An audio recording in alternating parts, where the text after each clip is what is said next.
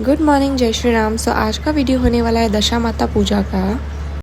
दशा माता पूजा करते हुए जाते हुए दशा माता पार्वती माता का ही एक रूप है। दशा माता को ग्रह दशा सुख शांति की देवी माना जाता है। इनकी पूजन और व्रत विधि से घर की सुख समृद्धि और शांति बनी रहती है। जो भी यह व्रत और पूजा निर्विघ्न संपन्न करता है उसके परिवार को कभी बुरी दशा का सामना नहीं करना पड़ता है। दशा माता की पूजा शीतला सप्तमी के तीसरे दिन किया जाता है। इनकी सवारी ऊंट होती है और इनका वास पीपल के पेड़ में माना गया है। एक बार की बात है, नल नाम का राजा था और उसकी पत्नी का नाम था दमयंती। उनके 2 पुत्र थे। एक बार एक बुढ़ी ब्राह्मणी उनके महल में आई और बोला, दशा माता का धागा ले लो और व्रत और पूजा पाठ करो। तब उनकी दासी ने बोला, हाँ रानी, आज के दिन सारी सुहागन महिलाएं ये धागा बांधकर पूजा विधि करती है और उससे अपने घर की दशा को अच्छा बनाए रखती है। रानी ने पूजा पाठ की और वह धागा अपने गले में पहन लिया। राजा ने रानी से पूछा, इतने स्वर्ण गहनों के साथ में तुमने ये धागा क्या पहना है?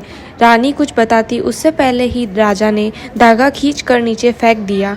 रानी ने उस धागे को उठाया और पानी में मिलाकर पी गई और कहा, राजा, आपको इस धागे का अपमान नहीं करना चाहिए था। यह दशा माता का धागा था।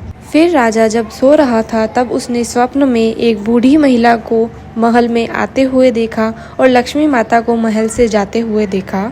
राजा ने यह सपना सुबह रानी को बताया। रानी ने बोला कि आपने अपनी बुरी दशा को निमंत्रण दिया है और अपनी अच्छी दशा को जाते हुए देखा है। रानी ने उसी समय शहर छोड़ने का आग्रह किया। रानी अपने पोते और पति के साथ वहां से निकल गई।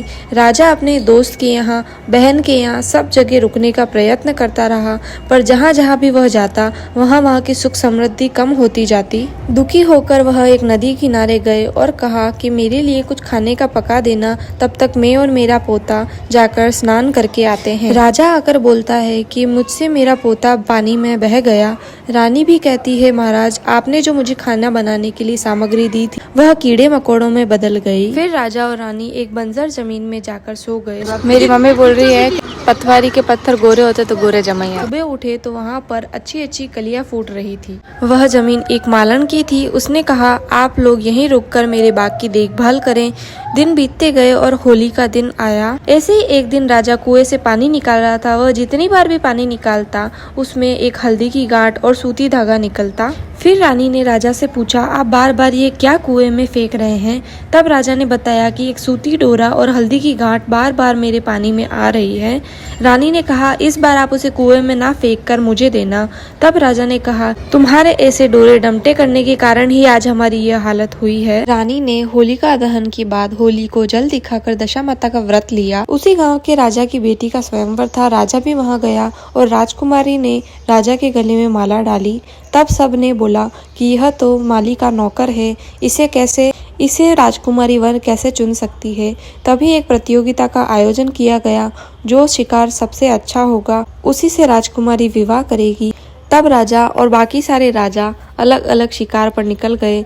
राजा ने कहा, अगर मैं असली राजपूत हूँ तो मेरी तलवार धारदार हो जाए और यह गधा घोड़ा बन जाए।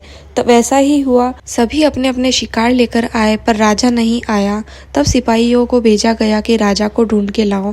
तब राजा को ढूंढने जंगल में गए और जंगल में देखा कि राजा सो रहा है। उसे महल में ले जाया गया और वहाँ देखा कि इसने तो शेर का शिकार किया है। तब उसको राजकुमारी के साथ हंसी खुशी विदा किया गया। फिर राजा अपने मित्र और बहन के घर होते हुए निकले और उनकी जो भी संपत्ति उनसे गायब हुई थी वह उन्हें देते हुए अपने महल की तरफ प्रस्थान किया।